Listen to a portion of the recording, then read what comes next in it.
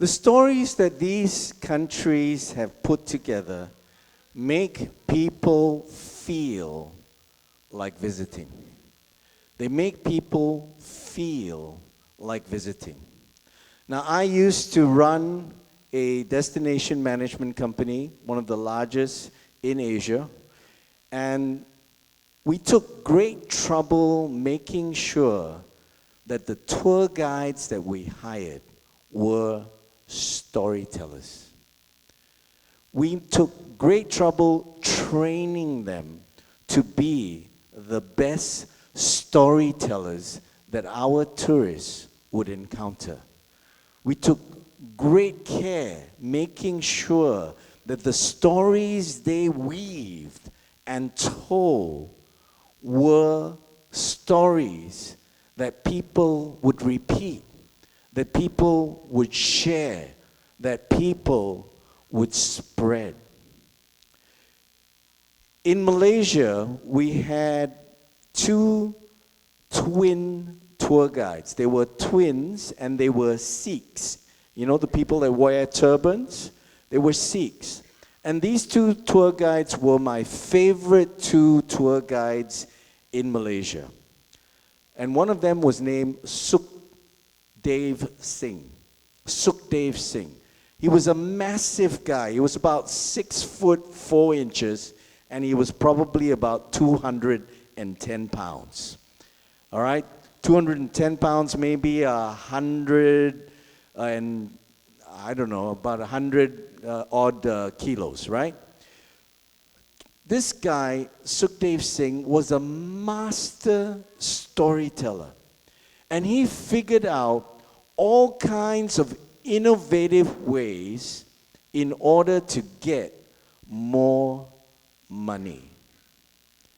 Every single tour that he took, he started out by telling the tourists, "My name is Sukhdev Singh.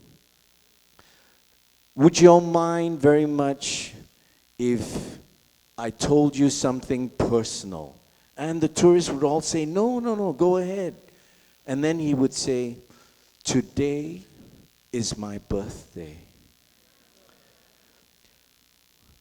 But because I'm dedicated to you, and to you, I don't mind working on my birthday." And he would go on and he would tell all kinds of stories. And by the time the tourists made on their tour their first stop, two things would happen. One, he would get all kinds of extra tips, or they would buy him gifts and come back onto the bus and gave him. Now, the first time I heard this story, I thought, man, what a dedicated staff I have, until I took the same tour the next week and heard exactly the same story. The fact is, the stories we tell can be powerful. It can elicit the kind of action that we want to get. Now, can anybody tell me what is a sporting or historical event? What is a sporting or a historical event?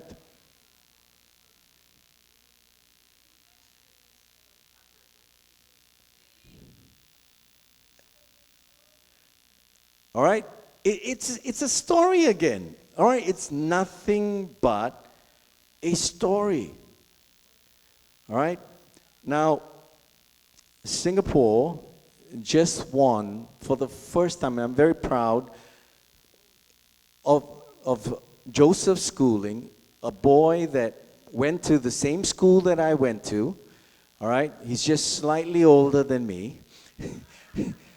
Went to the same school I went to, and he just won the first ever Olympic gold medal for Singapore in the 100 meters butterfly.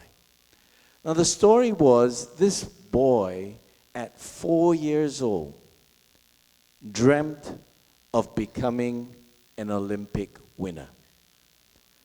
And he told his dad and his mother, he was the only child, and he told them, I want to be an Olympic winner. And of course, as most mothers and fathers, with a kid that is 4 years old, they said, sure, son, sure. But he was serious. By 6 years old, he was winning all the local medals, etc. At 8 years old, he met Michael Phelps. He met Michael Phelps, and Michael Phelps was his idol. And he took a picture of Michael Phelps, and that's being shown all over media. And he said to Michael Phelps, I want to be like you. Now, Michael Phelps, as all of you know, is one of the greatest Olympic swimmers ever in the history. Nobody has won more medals than Michael Phelps. And he went on. He told them that he wanted to do this. And at 13 years old, he decided, if I'm going to make this happen, I can't train in Singapore. I've got to go train in an environment where I'm surrounded by people that will push me, that will help me make this dream become reality. And so he went off to Florida to train, and then got into a program and committed himself. By the age of 14, he was saying to himself and to his mother and father, I feel like dying. I feel like I've made the wrong decision. I just want to go home. But he persevered and he continued. And he decided, nope, this goal, this dream of becoming a gold medal winner is more important than homesick, missing char kway teow and all the varieties of food that Singapore has to offer, even missing my mother and father. I'm going to stick it out. And he did. And he won earlier this month in the 100 meters butterfly with Michael Phelps 2 lanes away from him, losing the only battle, the only swimming event in the Olympics that he lost. He lost to Joseph Schooling. Now that's a story of aspiration. It's a story of somebody holding on to a dream and making it come true. How many of you know Muhammad Ali? Muhammad Ali was called the greatest. He won the heavyweight championship of the world 3 times. But in his last battle, to win it the 3rd time, he took on George Foreman. Ali was 34 years old, considered by everyone as too old in the boxing world. But he took on George Foreman, who was 23 years old. George Foreman had beaten every single opponent within 4 rounds. Within 4 rounds, he would knock them out, either in round 1, round 2, round 3, or round 4. Nobody survived past round 4. And when Ali took him on at the press conference, he told the entire world, and he told George Foreman, I'm gonna knock you out. And I'm gonna knock you out in round 8. Now the world deserves a champion like me. Not like you, because you're ugly. It needs somebody like me who is beautiful. And he told George Foreman in his face, I'm going to knock you out in round 8. And he told the world that.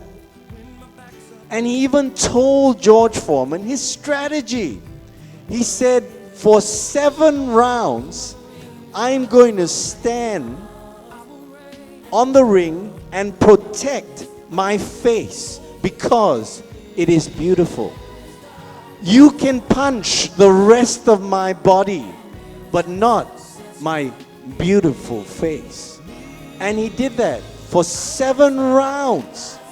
He stood there and let George Foreman punch his body, but protected his face and ducked and weaved so that his face was not hit. And every time George Foreman hit, he would say to George Foreman, is that the best you can do? My grandmother can hit better than you. He told George Foreman, come on, you can't hit me. And he kept saying that for 7 rounds until round 8, when he got off the ropes. He got off the ropes.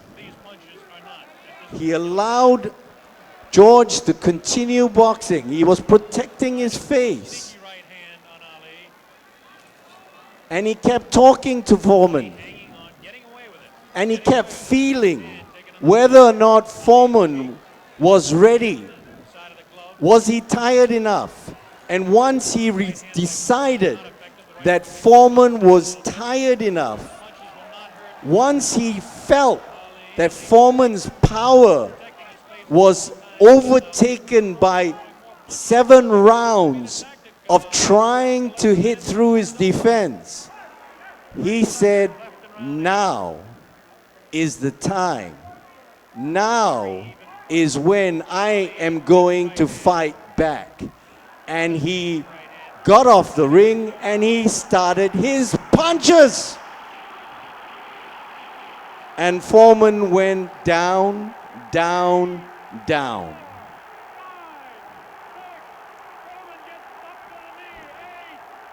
Muhammad Ali made 17 predictions in his life.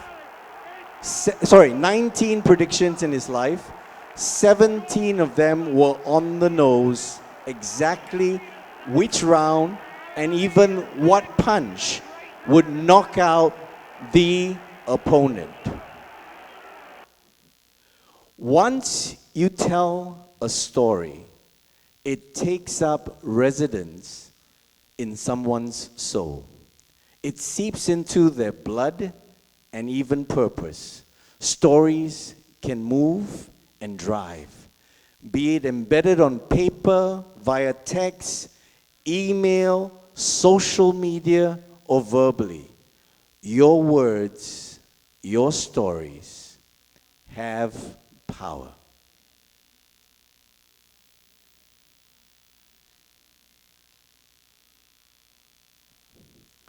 Ladies and gentlemen, learn to use stories. Learn to use stories, whether you're using it on your phone, text, emails, websites, social media, videos, whatever you do, stories have power. Thank you.